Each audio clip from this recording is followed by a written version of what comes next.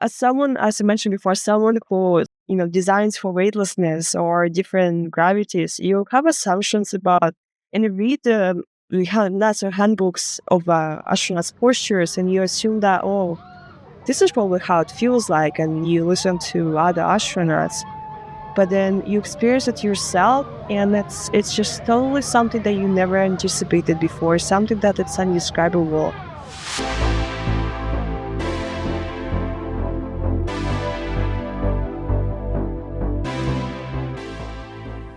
I am Anastasia Prosina.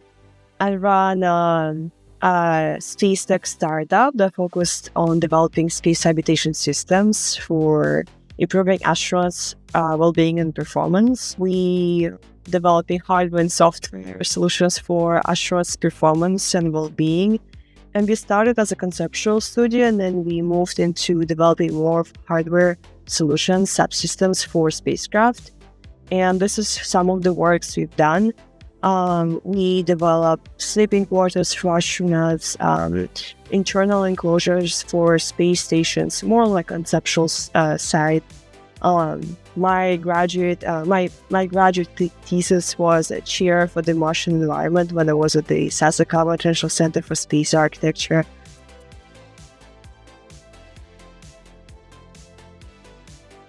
So as a part of this opportunity, I went through training. I took a class with Aurelia to properly develop and test a product for the zero-G flight.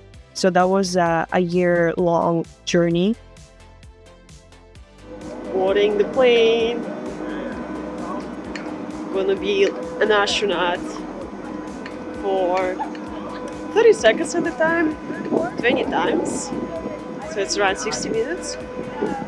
Or, I don't know, do the math.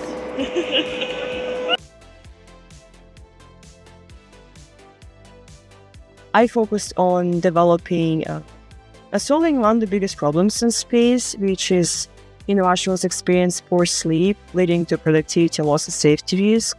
And the reason why is because, without weightlessness or without Earth gravity, we as humans don't feel secure. When you're going to sleep, you feel the pressure of the mattress and pressure of the blanket, and then that's what makes you feel secure and safe. And if you probably notice that whenever you travel to new places, it's harder to fall asleep because our body needs some time to get used to new environment and to adapt. And many astronauts had told me, and I read in many interviews I've read many articles that they, would love to have some kind of like a pressure against their body. It's almost like a blanket that they can get around them. But the problem is that weight in weightlessness doesn't work. So it should be a pressure applied against the body. And we developed a deep pressure garment, a bag that provides pressure to your body, but particularly so to be nimble and to develop, to really test the technology for the zero-G flight itself. We used a deep pressure vest.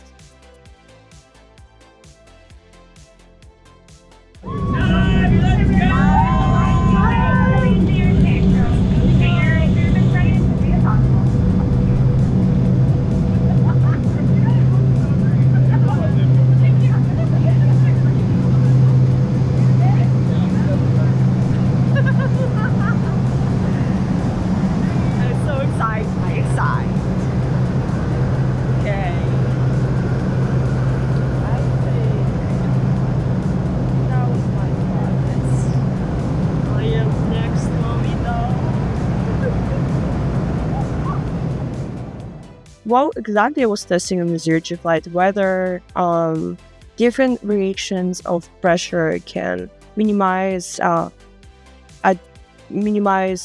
the effect of stressors on your body whenever you're in weightlessness. And I believe me, it was my first zero-G flight in my life, and I did experience a lot of stressors. My vest is fully inflated. Wow.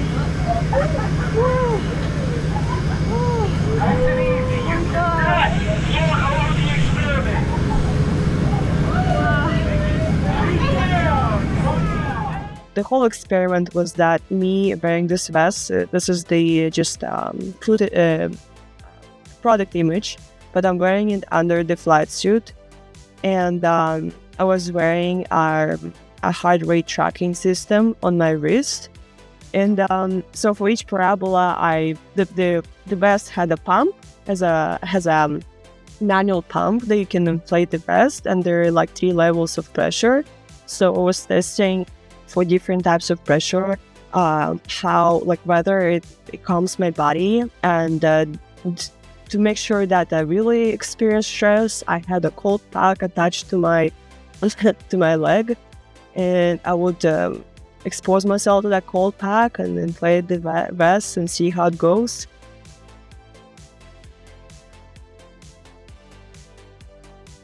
As you can see, in the first we had 3 Martian parabolas, and it's recommended to get towards acclimation.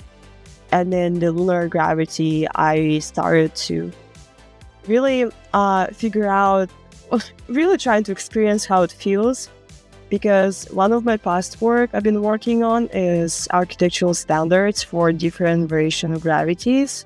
And I designed a chair for Mars. So in those gravities, I tried to pretend I was sitting on a chair and how it feels. And let me tell you, sitting, if you try to sit in those environments, it's very imbalanced. And I actually believe that since I experienced the weightlessness and those Martian and lunar gravities, I would say that the chairs for those environments have to have some kind of restraints for your body to make sure that you don't fall. I'll talk more about it while I'll show you the video. And then, and so during the parabolas, the zero-G parabolas, which were 30, and here they're 20, because I assume there's going to be 20, but the pilot surprised us with another 10 ones. I'm not sure if I was happy about it, because I got really exhausted after just 20.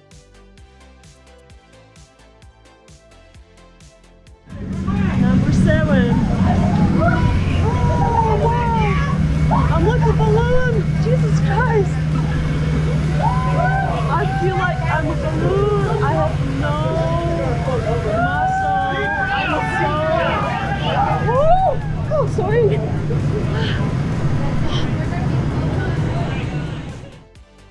What was really unexpected was that the body felt like you become like a balloon that can control yourself. It's extremely hard to explain, but it's almost like you were underwater upside down on the roller coaster.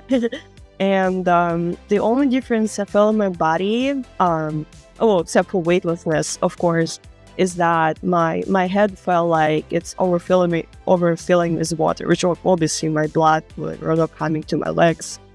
And I truly, reflecting in those times, I truly started to respect astronauts even more, because that sensation of having your blood in your head, it's a bit uncomfortable for sure. And again, I cannot really say if you get used to it really fast. I'm sure you are, but because my flight was pretty short, that was something that made me uncomfortable. And as someone who is having a really typical health, I'm not a professionally trained astronaut, of course. I don't do active sports, and for me, I also really respected all the space tourists and private astronauts who goes to space and experience weightlessness for longer, because the feeling of disorientation to the point that I couldn't locate my pockets on my suit was extremely confusing, and I never experienced anything like that.